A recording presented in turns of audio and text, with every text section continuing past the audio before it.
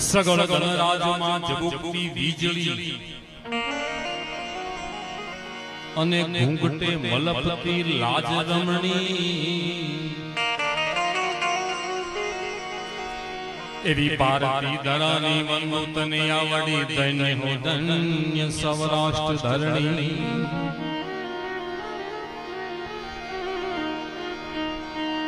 અને સ્વામી નારાયણે ધર્મ સંસ્થાપ્યો ભક્તિ શીખવી નિષ્કામ કરણી એવી ભારતી ધરાની વંદુતને આવડી ધન્ય હો ધન્ય સૌરાષ્ટ્ર ધરણી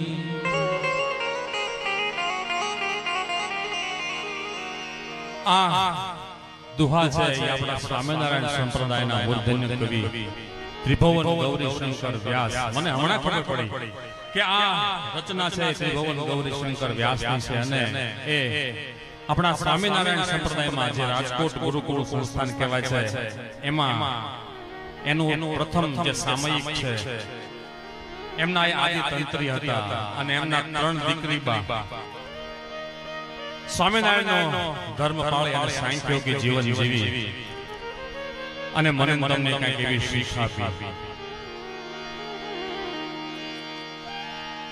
તો આજની રૂડી રઢિયાળી રાત એકાદશીનો પરમ પવિત્ર દિવસ ભગવાન કૃષ્ણ ચંદ્રમણીનું આજે પ્રાગટ્ય થયું સાંજે કથાની અંદર બપોરે મર્યાદા પુરુષોત્તમ રાઘવનું પણ પ્રાગટ્ય થયું એટલે આજે બે એવા લીલા પુરુષોત્તમ અને મર્યાદા પુરુષોત્તમ ભગવાનના જન્મોત્સવ સાથે એકાદશી અને અત્યારે સંધ્યા આરતી બાદ એકાદશીનું જાગરણ સાથે સાથે સાહિત્યની વાતો કંઈક માર્મિક વાતો અને જ્યાં સુધી તમને મજા આવે ત્યાં સુધી આપણે કાર્યક્રમ ચલાવશું. બહાર વીજળી હરાવા મારે છે, વાતાવરણ ઠંડુ થઈ ગયું છે, આજુબાજુમાં કંઈક વરસાદ પડે છે, એ પાકું છે.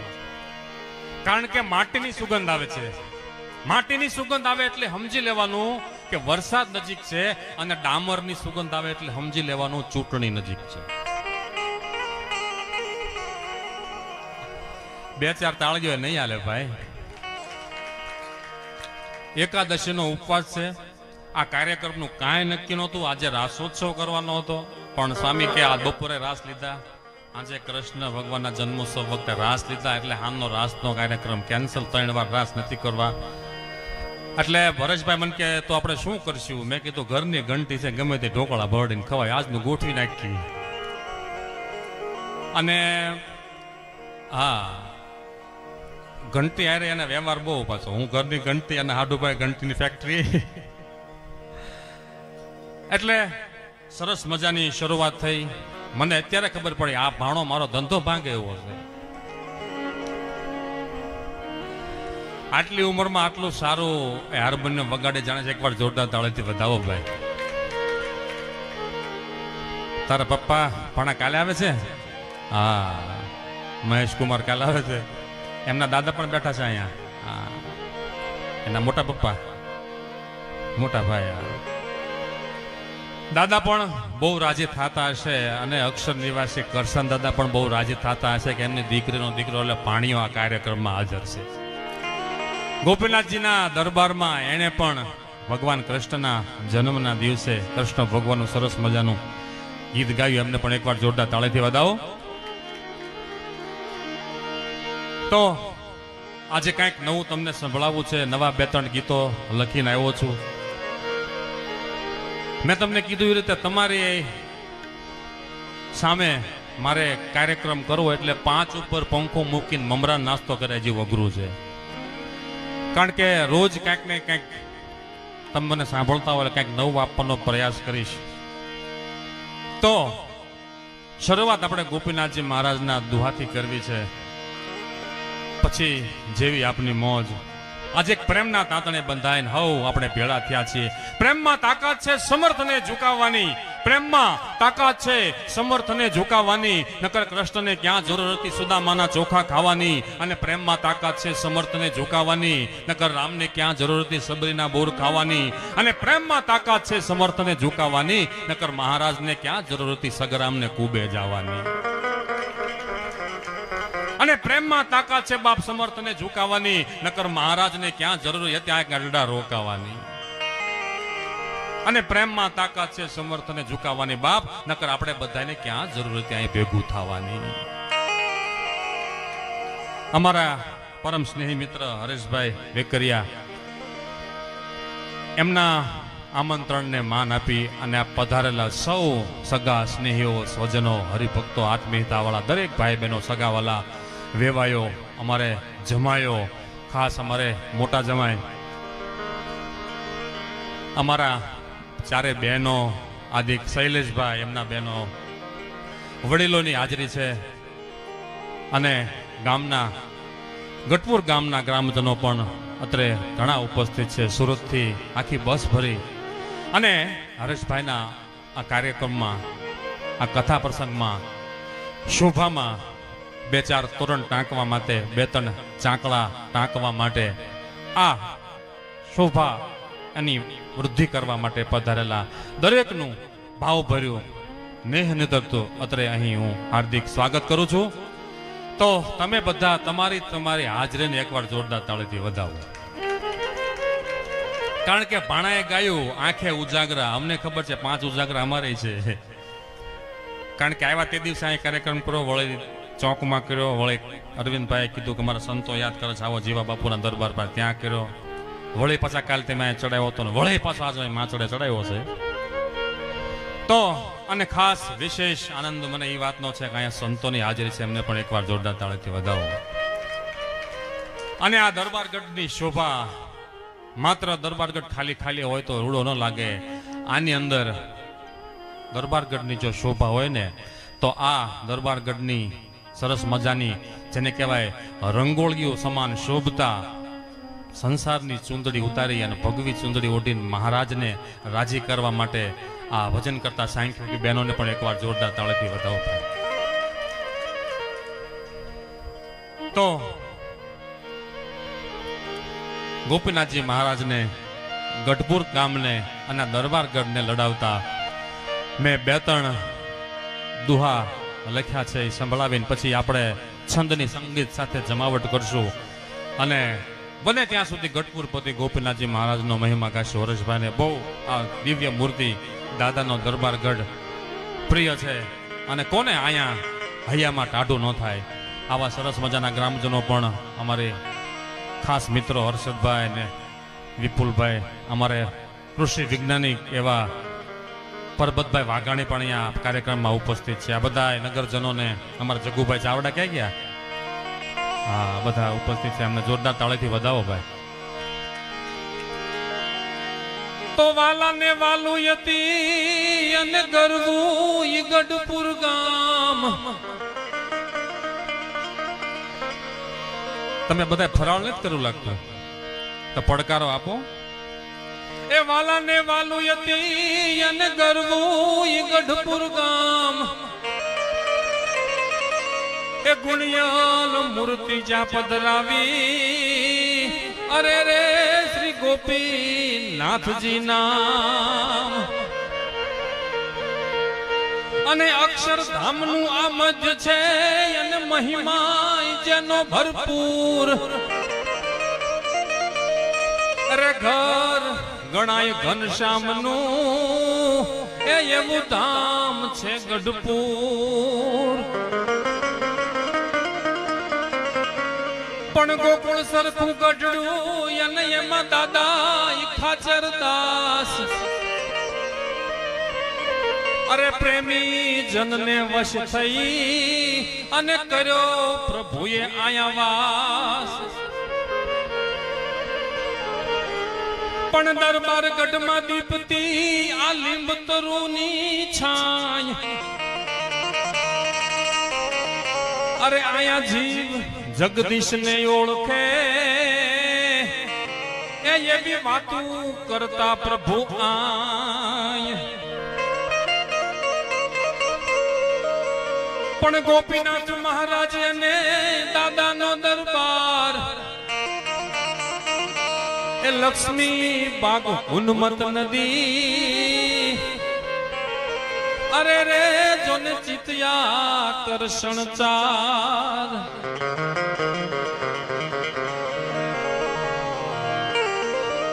પણ ધામ ધામ ના ધામી છો અને સ્વામી સહજાનંદ પણ નામ નામ ના છો નામી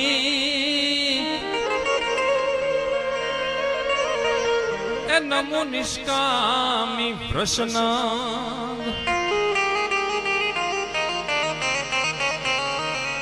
તો શ્રાવણ મહિનો ધરતીને ખોળે મહેમાન થયો છે. બધાયના મન છે અત્યારે મોર બનીને નાચતા હોય ને બહાર કદાચ ક્યાંક આજુબાજુમાં 5-15 કિલોમીટરમાં વરસાદ વરસતો પણ હશે, થોડી વારમાં અહીંયા આવી જશે કદાચ. તો મોરબાની તન ગાટ કરે મન, મોરબાની તન ગાટ કરે.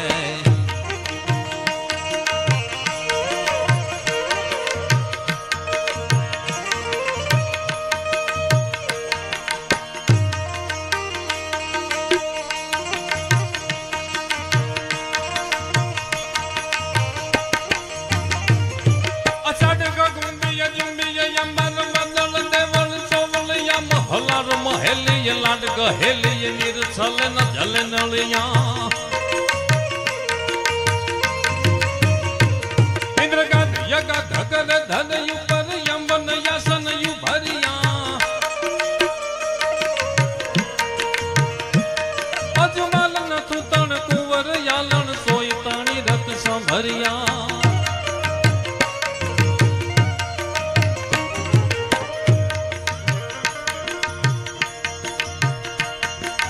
અને ભગવાન સ્વામિનારાયણે મને તમને આ અવતાર લઈ અને અવતારી પધાર્યા કેવા સુખી કર્યા. સહજાનંદ સ્વામી એ છપૈયા જન્મીને ધર્મ ભક્તિ ઘેર જો આવ્યા અવતારી ભારતની ભૂમિ પર વિચરીને નીલકંઠે જ્ઞાન ધ્યાન યોગ સહુને ચીંધ્યા સુખારી.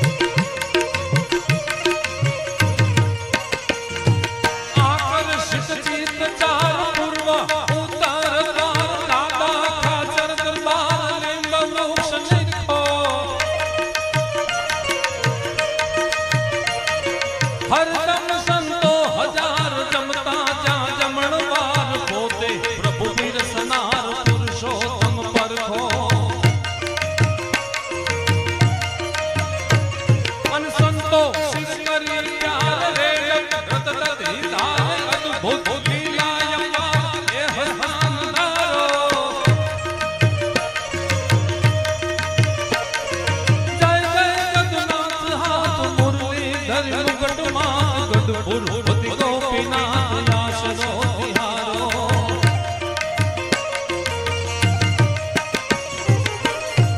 અને હજી વાત થઈ છે હરેશભાઈ કે આપણે 11 નું જાગરણ કરવા માટે ભેળા થયા છીએ અને મેઘરાજા મહેરબાની કરશે.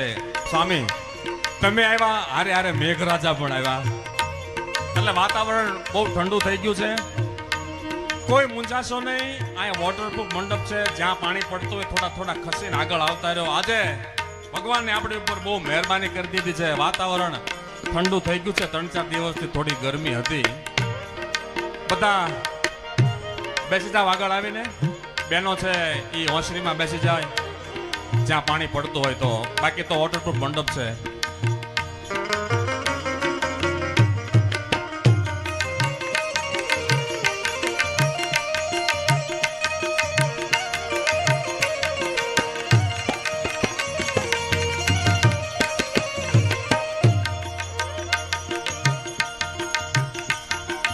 અને ભગવાન સ્વામિનારાયણ એના જે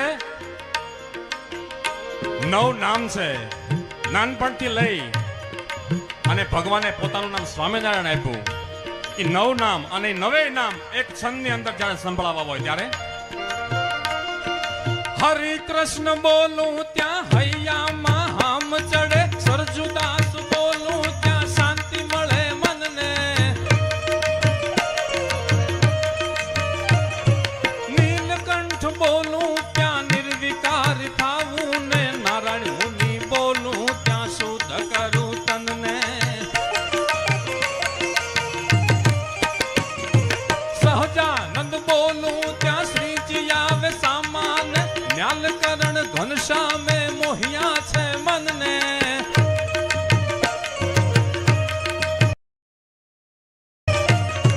સ્વામિનારાયણ ધર્મ એમને આપ્યો, રોડ વંદન કહું સહજાનંદ તમને.